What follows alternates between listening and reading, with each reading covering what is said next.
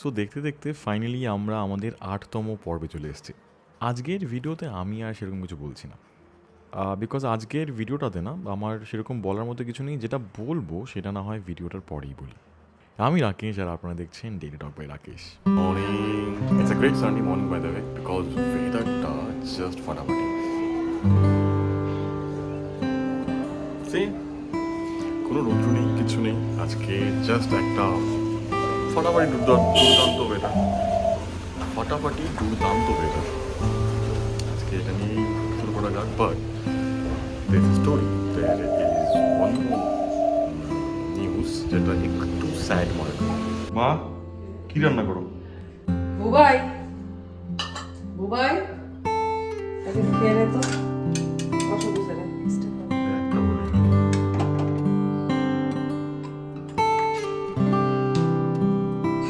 আবু ভাই তুই যাবি কখন রে? তাড়াতাড়ি খাওয়া দাওয়া করে নে। গল্প হচ্ছে যে জুনিয়র মানে আমার ভাই আজকে ব্যাক টু কলকাতা যাচ্ছে, আর মা সকাল থেকে তড়ি করে এইসব রান্নাবান্না ভাইয়ের জন্য বানিয়েছে, উইচ ইজ গুড বিকজ সেই নিয়ে আমারও খাওয়া দাওয়া হয়ে যাবে। বাট স্যাড হচ্ছে যে ভাই চলে গেলে একটু খারাপ তো সবাই লাগে। বাট ওকে ওকে, ভাই গেলে ইভেনচুয়ালি আমার যাদবপুরে যাওয়ার একটা প্ল্যান হওয়া হয়েছে। গুড। আমি বলি কি ও খাওয়া দাওয়া করে বেরিয়ে যাক, তারপরে আমি খাই। তুমিও খেলে খাও।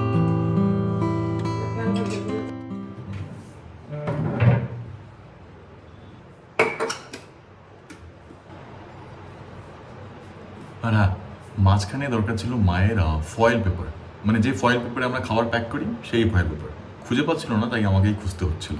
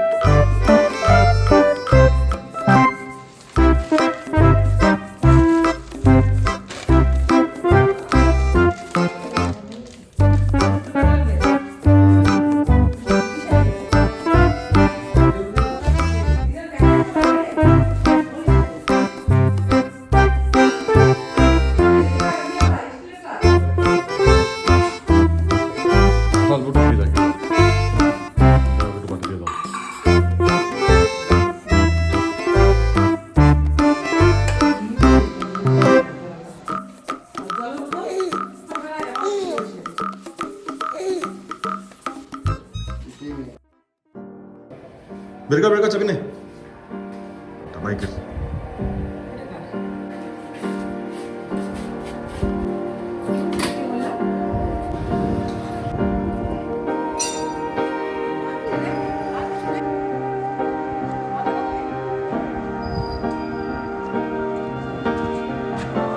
চলো তাহলে, টাটা টাটা।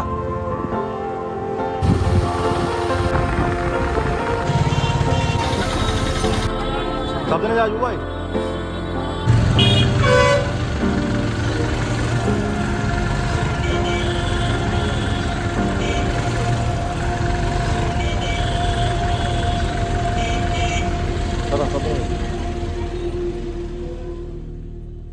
সো এই হচ্ছে বেসিক্যালি আমাদের একটা টিপিক্যাল ডে, যে দিনগুলোতে আমি বা ভাই কখনো বাড়ির বাইরে যাই।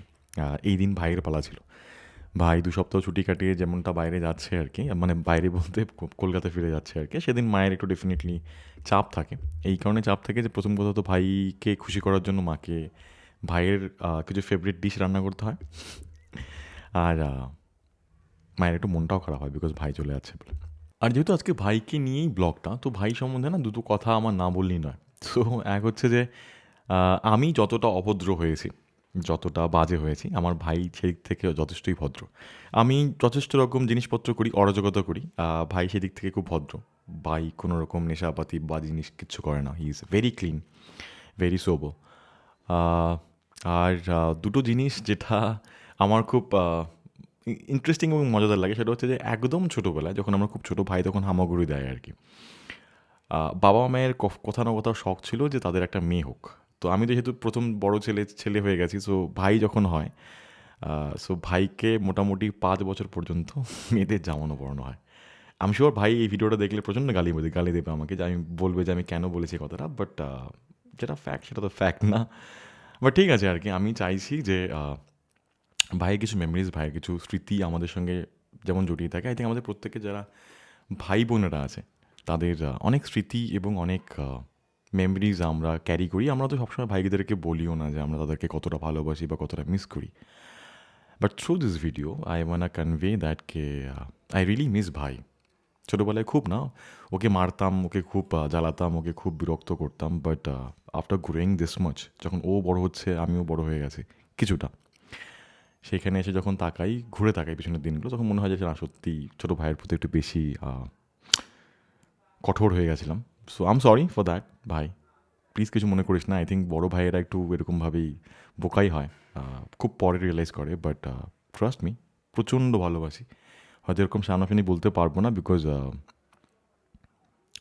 উই ক্যানট, লাইক ব্রাদার্সরা না এরকম খুব কাছাকাছিভাবে এসে একজন আরেকজনকে ভালোবাসা দেখাতে পারে না, একটু শাই ফিল করে হয়তো। But I am so proud of you. খুব ভালো থাক, খুব ভালো পড়াশোনা কর, আর কি, মেক আস প্রাউড। সো আজকের জন্য এটুকুই থাকুক।